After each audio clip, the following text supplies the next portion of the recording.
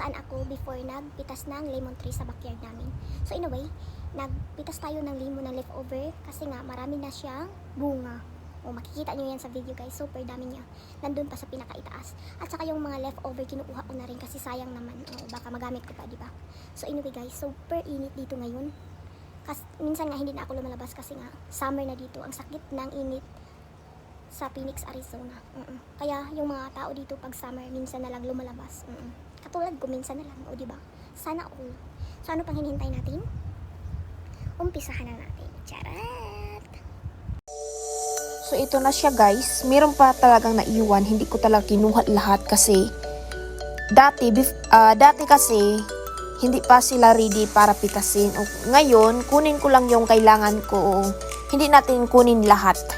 Kasi pag in case na kailangan natin bago tayo babalik. Oo, ganun lang.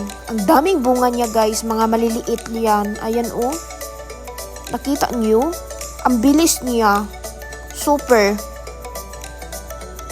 Sabi pa nga ng asawa ko na dapat daw ikat muna namin to para hindi masyadong malaki. Paano yan? Ikat na namin to tapos mawala na yung mga ano niya, bunga, di ba? Wag na lang, sayang. Sabihin ko sa asawa ko, wag na lang. Ayan, nandoon pa sa pinaka ilalim talaga niya. Ayan, mayroon pang mga iwan. Kaso malayo, hindi ko siya abot. Oo. Nakita nyo yan, guys. Kung malapit pa lang kayo sa amin, guys, nako, libre talaga, yes. Libre. Ayan, nako, ang laki. Mahilig pa naman ako sa malaki, charot. Ayan, hawakan natin. Naman. Ready na siya pitasin. Ako, ang lambot niya. Pinapahirapan pa ako ng ano nito, oh. Naku, ang tigas. Ayan, nakuha na. Ayan, oh. Ko, ang dami niya. Ready na ako next year. Excited na ako mamitas. Super. Kasi, pag next year kasi, alam kong marami ito. Yung another, vlogging. Charot. O, diba? Sa itaas niya, guys, super dami. Kaso hindi ko siya maabot sa pag-video. Makikita nyo yun naman yan. Yan. Meron pa talagang naiiwan, no?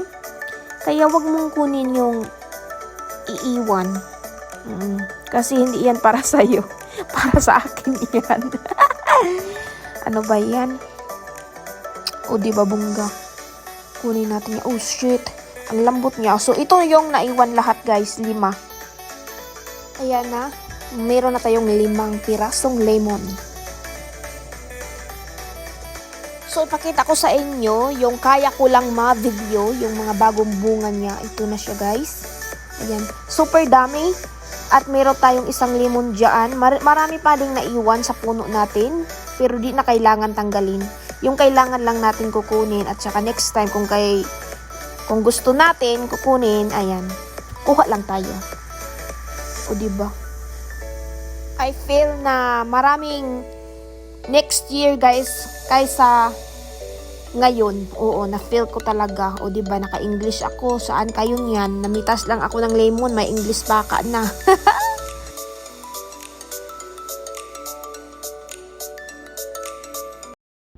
So, ito yung kinuha natin doon sa puno ng lemon tree, guys. 5 lang yung kinuha ko kasi nga, pag kailangan natin, kukuha lang tayo doon. At saka, hindi naman marami ang naiwan doon. Kasi before nag-harvest ako, nakikita nyo naman yan sa video ko, how to harvest the lemon. So, nandyan yan. Super dami niya. Lalo na next year, guys. Naku, ang dami niya. Super dami. Hindi ako makikita nyo yan sa video ko. Super dami niya ngayon. Especially na hindi namin kinakat yung puno.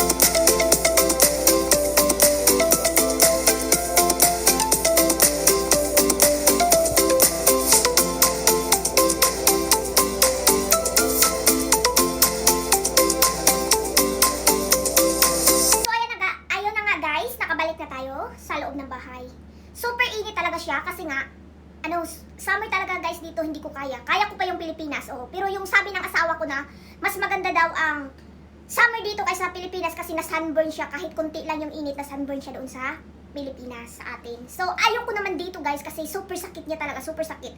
Kung lalabas man ako, hindi ako magtagal kasi pinapawisan ako ng marami. Ganon. So, anyway, hindi ako masyadong nagkuha lahat. Kinuha ko talaga lahat yung lemon doon kasi nga, in case emergency, meron pa tayong makuha doon. Kukunin lang natin yung tama lang, yes. Huwag mong kunin lahat. Kung hindi sa'yo, huwag mong kunin. Charot. So, ayun na nga guys, ang sasabihin ko lang sa inyo na maraming salamat sa inyong lahat sa pang-suportan niyo, of course. Hindi ko man kayo maisa-isa, alam nyo na yun kung sino kayo. So anyway, I just wanna end the video in here. Thanks for watching and like and subscribe. Don't forget to hit the notification bell so you're always updated for my new video. Bye guys! God bless!